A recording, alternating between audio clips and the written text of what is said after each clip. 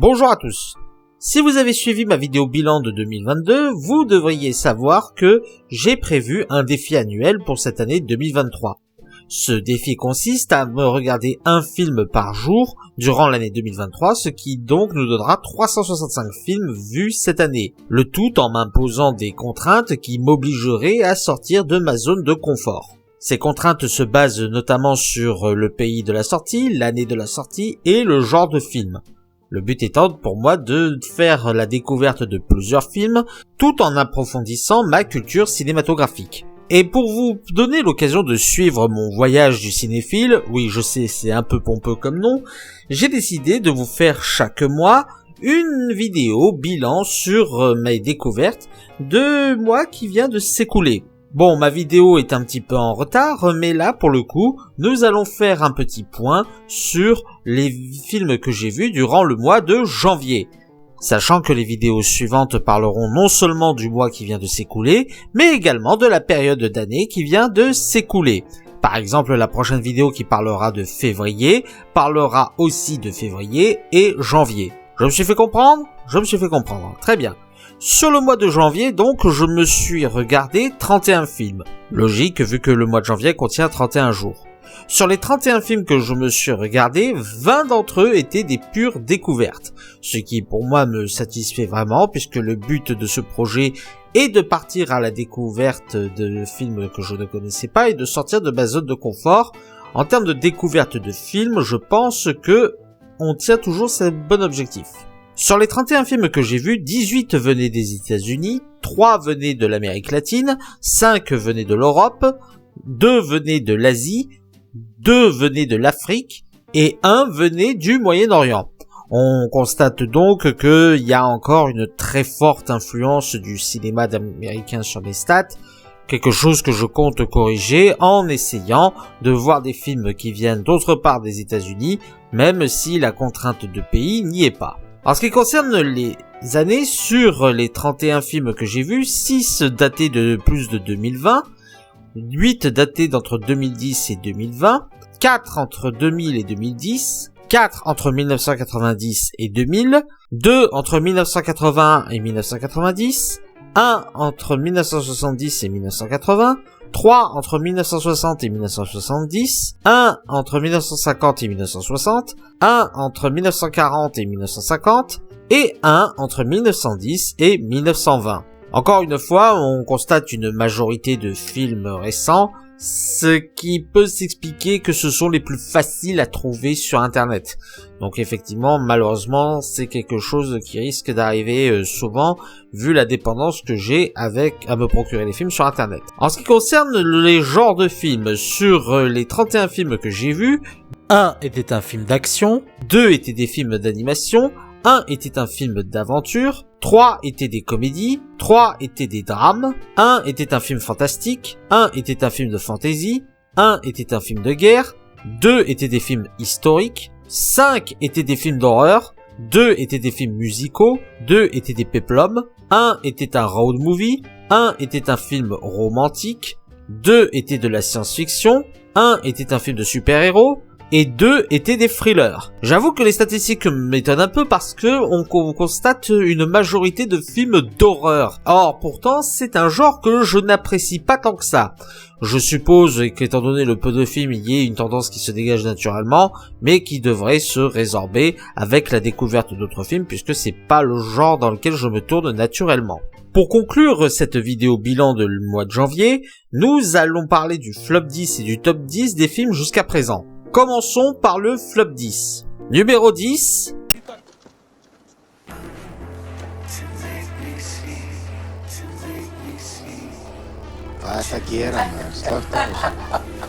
Lamb. C'est pas spécialement un mauvais film, je l'ai même trouvé très sympathique. Je trouve peut-être que l'ambiance est un petit peu trop posée, que les choses se font un petit peu trop rapidement sur la fin est un petit peu abrupte par rapport à tout ce qu'on vient de voir. C'est peut-être pour cela que je ne l'ai pas trouvé si engageant que ça, car tout le long du film on est habitué à une certaine ambiance et on a l'impression que tout est précipité parce qu'ils ne savaient pas comment conclure leur histoire. Numéro 9.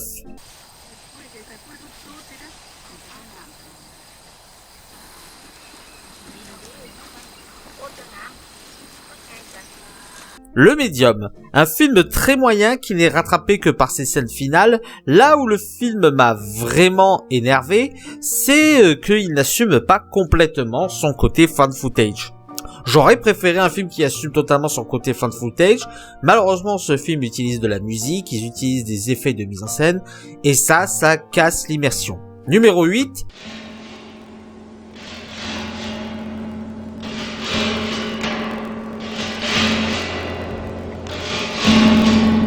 La couleur de la grenade.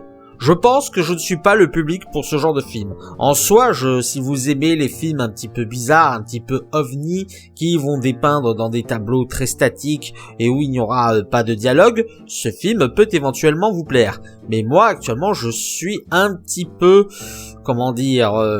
distant avec ce genre de cinéma. Numéro 7. Tout acte de violence inutile ou injustifié au niveau de l'arrestation des Blues Brothers est approuvé d'avance. Les Blues Brothers. Alors, beaucoup m'ont dit que du bien de ce film. Moi, j'avoue que je n'ai pas accroché à l'humour. Alors, d'habitude, j'aime beaucoup l'humour absurde. D'habitude, j'aime beaucoup les cartoons, et les Blues Brothers s'inscrivent très clairement dans le côté cartoonesque.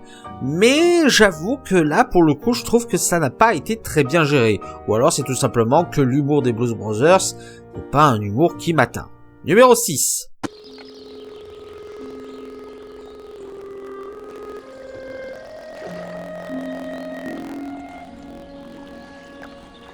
N'oublie jamais. Personnellement, je trouve que ce film passe totalement à côté de son sujet. C'est-à-dire qu'on pouvait avoir un film très intéressant sur Alzheimer, sur un couple qui doit vivre le Alzheimer, et au lieu de cela, nous avons juste l'histoire du couple en lui-même, sans aborder la maladie, en tout cas, pas aborder l'évolution de la maladie. On ne l'aborde que quand le couple est vieux, et je trouve que ça aurait été beaucoup plus intéressant que l'on nous montre comment le couple a vécu avec la maladie d'Alzheimer, plutôt que les débuts où c'est tout enchanteur et où ça part vraiment en compte. Numéro 5.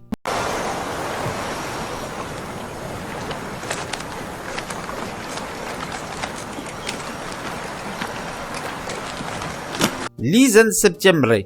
Une romance que je qualifierais de classique, on va dire déculée depuis le temps, sauf que là, apparemment, il faut absolument s'attendre à ce qu'on trouve que cette romance soit magnifique parce que c'est une romance lesbienne. Personnellement, c'est pas le genre de points sur lesquels je m'attarde quand je vois une romance, et honnêtement, le couple et les événements qui marquent le couple, je trouve qu'ils ne sont pas si intéressants que ça. Surtout que le cancer n'est pas spécialement bien traité dans ce film. Numéro 4. Do you know how long we've been waiting for this? If we don't get to the studio, we won't have any records for the rally. I can take it down right now, sir. By the time you get there, it will be closed. I can take it down right now, sir. Tout de suite. Je suis certain que l'on devait trouver le héros cool, je suis certain que l'on devait trouver le héros badass, je suis certain que l'on devait se dire que le héros était une espèce de Robin des Bois, une espèce de voyou qui luttait contre une société injuste, mais je n'ai pas eu cette impression. Non, pour moi, c'était juste un con, en fait, c'était juste un sale con qui était arrogant, qui manquait de respect à tout le monde. Je trouvais la musique sur laquelle il se basait pas tellement bonne que ça. Bon, après, je suis pas fan de reggae, mais quand même, je trouve que le film loupe un petit peu ce qu'il voulait faire. Numéro 3.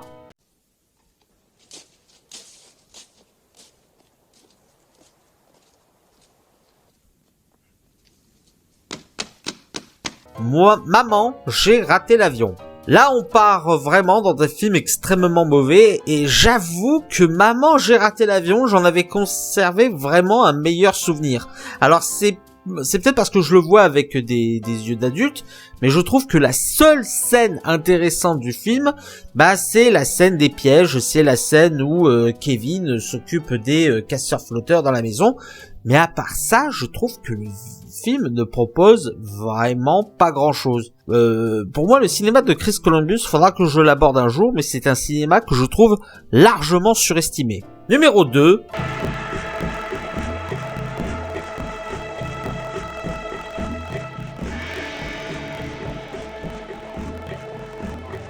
Au nom du Christ. Ce film, pour moi, est assez nanardesque. Alors, je ne saurais dire si c'est à cause du manque de budget ou si c'est à cause d'une mauvaise écriture, ce genre de choses. Mais je trouve que le film part vraiment dans tous les sens. J'ai l'impression que les moments que l'on était censé trouver drôles, ne le sont pas tant que ça, et que les moments où le film ne devait pas être drôle le sont involontairement. En fait, je ne sais pas en fait ce qu'a voulu faire le film, une comédie, un drame, une espèce de dénonciation des sectes. Pour moi, le film part un peu dans tous les sens et se perd à ce niveau-là. Numéro 1.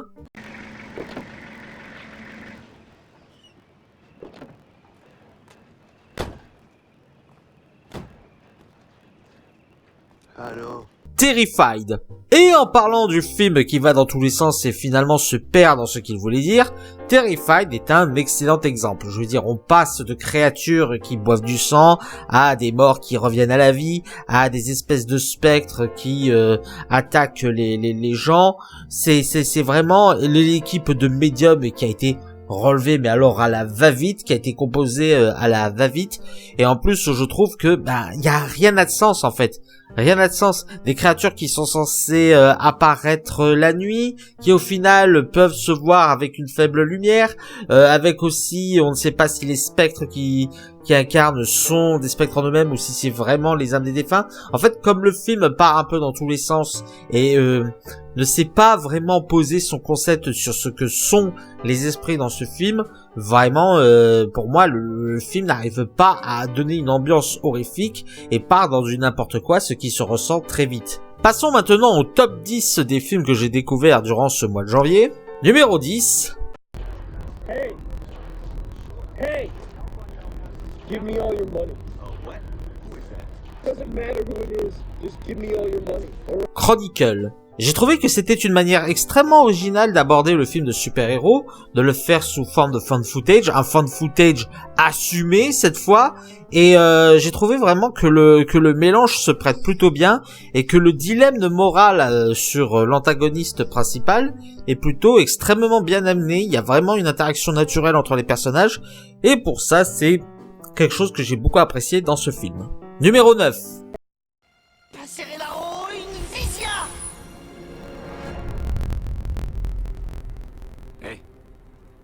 Tu vas y arriver. En avant, alors très peu de surprises. En avant, c'était déjà dans mon top de l'année de sa sortie. Et c'est toujours, j'apprécie toujours autant ce film, toujours cette interaction entre les deux frères qui est très touchante, très naturelle.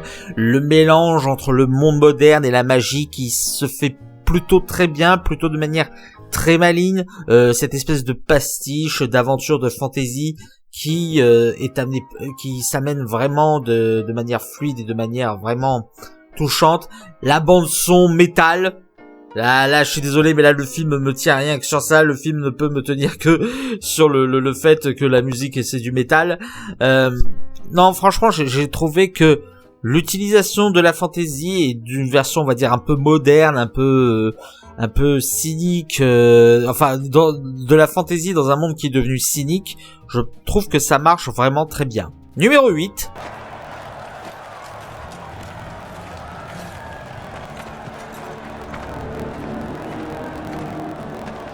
Relève-toi. Gladiator. C'est un grand classique, Gladiator, le grand classique de Ridley Scott avec ses scènes de bataille. Gladiator qui est le film préféré de mon frère, faut le savoir. Mais il y a de quoi, Gladiator, ça reste un excellent film, ça reste un excellent péplum, notamment avec l'antagoniste interprété par un Joaquin Phoenix extraordinaire. Le Joaquin Phoenix est juste excellent dans ce film. Tous les dilemmes autour de Maximum, les scènes de bataille, les scènes d'action sont vraiment faites d'une main de maître.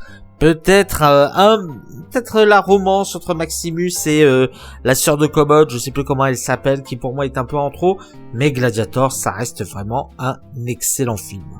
Numéro 7.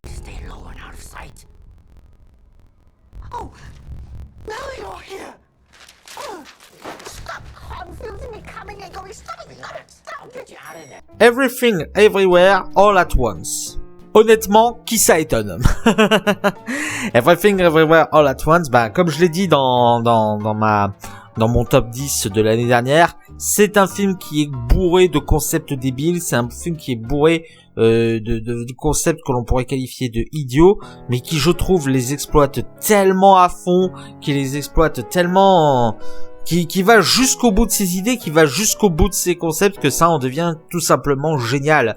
Et c'est là où pour moi c'est vraiment un excellent, c'est vraiment un excellent film, surtout qu'en plus, en ayant des concepts idiots, en ayant des concepts vraiment qui partent dans tous les sens, il arrive à aborder des sujets que l'on pourrait qualifier de très intelligents, comme le nihilisme sur les adolescents. Qu'est-ce qui pourrait pousser un adolescent à tout abandonner et à vouloir se suicider, par exemple? Ça reste un sujet extrêmement intéressant qui aborde extrêmement bien Everything Everywhere All at Once. Numéro 6.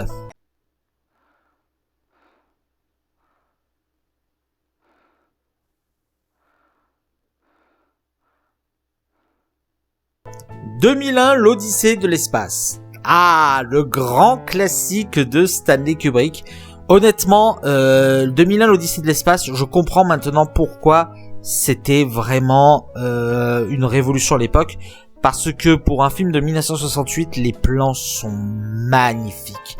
Les plans spatiaux, les plans de voyage dans l'espace sont vraiment des tableaux, des œuvres d'art. C'est vraiment poussé à fond. Les concepts de science-fiction sont plutôt bien maintenus, ça reste cohérent, ça reste très bien appuyé pour un film de 1968. L'univers garde toute une cohérence. C'est peut-être un peu trop métaphorique par moment, c'est peut-être un peu trop, poussé dans la symbolique. La peur de l'intelligence avec HAL 9000, je crois, est très efficace. La peur qu'engendre cette machine, cette intelligence artificielle est très bien amenée. Non, franchement, c'est 2001 l'Odyssée de l'espace, ça reste un chef-d'œuvre indétrônable. Numéro 5.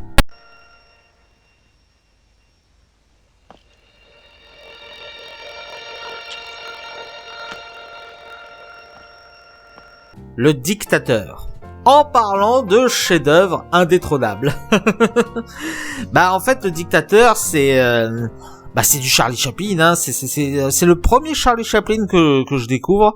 Et honnêtement, je comprends tout le succès de Charlie Chaplin, la comédie absurde. Là, vous voyez, contrairement aux Blues Brothers, je trouve que Le Dictateur, c'est de la comédie absurde, c'est de la comédie cartoonesque, mais bien fait, bien rythmé, bien amené, avec un bon travail sur les gags visuels, un bon travail sur les gags amenés. Et alors, le discours de fin de Charles Chaplin, où on abandonne totalement la comédie, où on abandonne totalement le côté comique du film pour nous amener sur la dénonciation du nazisme, à une époque où je l'ai découvert récemment. En fait, à l'époque, les États-Unis ne voulaient pas rentrer en guerre contre l'Allemagne nazie. C'était vraiment, Charlie Chaplin s'était fait critiquer pour ses positions politiques envers l'Allemagne nazie. Ça paraît fou quand on voit aujourd'hui comment les États-Unis se mettent comme étant les libérateurs de l'Europe. Mais quand on voit finalement qu'au niveau de la Seconde Guerre mondiale, en plus d'avoir été des ignobles ordures avec des Japonais, ça a été aussi, ils étaient aussi pas chaud pour venir combattre les nazis. Franchement, comprendre cela et voir en plus que Charlie Chaplin l'a fait limite pas en se battant, mais contre la volonté du gouvernement américain, ça fait vraiment quelque chose. Mais bon, Le Dictateur, ça reste un classique indétrônable à avoir absolument. Numéro 4. Elle a juste une angine. Votre chien est porteur de l'infection. Et le virus se transmet peut-être dans la salive. Rec. Je pense que beaucoup vont me reprocher d'avoir mis Rec au-dessus de 2001 l'Odyssée de l'espace et du Dictateur. Je pense que beaucoup vont me gueuler dessus pour ça. Mais, Rec, c'est le film qui m'a réconcilié avec le cinéma d'horreur. Et c'est toujours pour les mêmes raisons. C'est-à-dire, c'est vraiment le meilleur fan footage qui a été créé jusqu'à présent. Avec une histoire crédible, avec vraiment... En fait, la plus grande force de Rec, c'est qu'il est totalement immersif. C'est qu'il est totalement immersif dans ce qu'il propose, il est totalement immersif dans sa narration, et tout est fait pour que tu y crois. Tout est fait pour que tu croies à un reportage, pour que tu croies à quelque chose. Le fait que ça se passe en plein centre-ville je sais plus si c'est Madrid ou Barcelone. Le film est espagnol, hein. Je sais plus si c'est dans quelle ville c'est, mais c'est en plein milieu d'un centre-ville. Les personnages qui peuplent, ça pourrait être un personnage de n'importe quel immeuble. Et alors, les scènes d'attaque de zombies, les jumpscares sont vraiment maîtrisés. À toute une ambiance angoissante parce que la menace peut venir de partout. Donc Rex, c'est le film qui m'a réconcilié avec le cinéma d'horreur et pour cela il a plein de qualités. Numéro 3.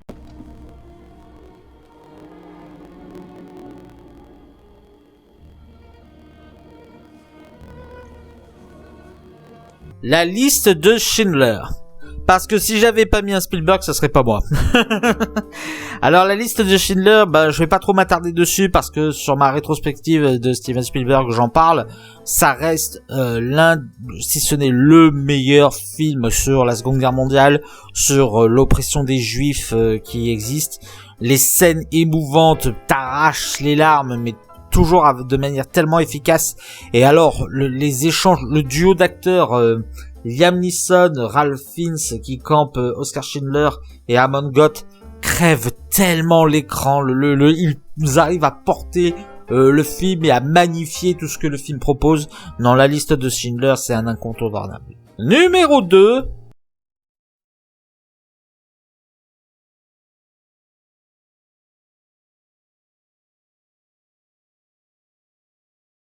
La La Land.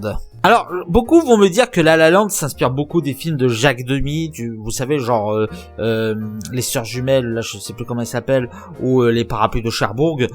Ok, peut-être que Damien Chazelle s'inspire fortement de Jacques Demy. D'ailleurs, je pense qu'il le revendique lui-même. Ok, est-ce que ça enlève le fait que La La Land est un film extrêmement maîtrisé, avec des plans extrêmement travaillés, avec une maîtrise des couleurs, de la mise en scène, une maîtrise du rythme de la comédie musicale? Est-ce que ça enlève tout ça à Damien Chazelle? Franchement, je ne trouve pas. Je ne pense pas. Et pour moi, La La Land est une leçon à ce niveau-là. Rien que la scène de la chanson It's Another Day of Sun reste une maîtrise, mais alors le plan séquence avec toute cette explosion de couleurs, ce rythme, cette chorégraphie qui est maîtrisée à la perfection, tout est bien calculé, tout est bien millimétré. Franchement, pour moi, La La Land, c'est un exemple en termes de comédie musicale qui sait vraiment se tabler, qui sait vraiment avoir un rythme, qui sait vraiment faire de la mise en scène avec de la musique. Et c'est vraiment le film que je vous conseille le plus au niveau des comédies musicales. Numéro 1. Tu vas m'écouter.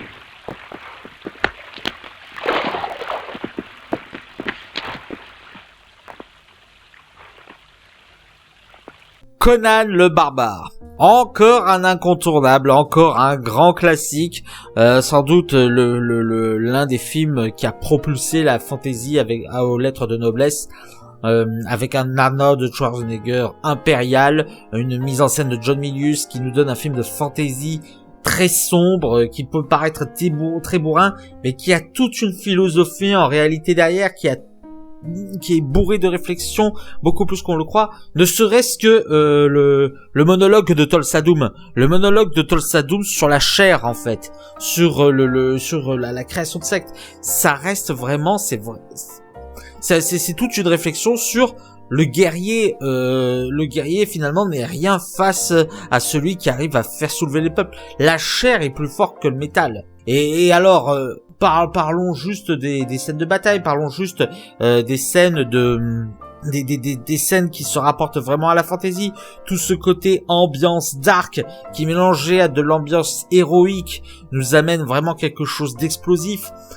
Cette histoire tragique, d'un barbare qui enfant s'est fait décimer et qui décide de devenir une montagne de muscles pour venger son peuple. Non, c'est vraiment Conan le Barbare reste l'incontournable en termes de fantasy. Voilà, écoutez, je pense qu'on a fait le tour en termes de statistiques pour ce mois de janvier. Je continue le rythme. Alors le plus difficile là-dedans, c'est de pouvoir balayer les projets que l'on a personnellement. Je compte faire une vidéo diptyque sur Willow et sur Cœur de Dragon avant de faire ma rétrospective sur Martin Scorsese. Mais faut se caler le temps pour le faire, faut se caler le temps pour faire ces projets. Ça plus les sorties cinéma que j'aimerais regarder de temps en temps, même si je pense que c'est sur ça que je vais rogner pour mon défi annuel. Je pense que je vais vraiment pas voir beaucoup de films cette année. Mais donc voilà, j'espère que cette vidéo vous aura intéressé, j'espère qu'elle vous aura donné envie d'aller voir certains films. Et moi, ben, on se retrouve pour une vidéo similaire pour la fin du mois de février. Allez, salut à tous!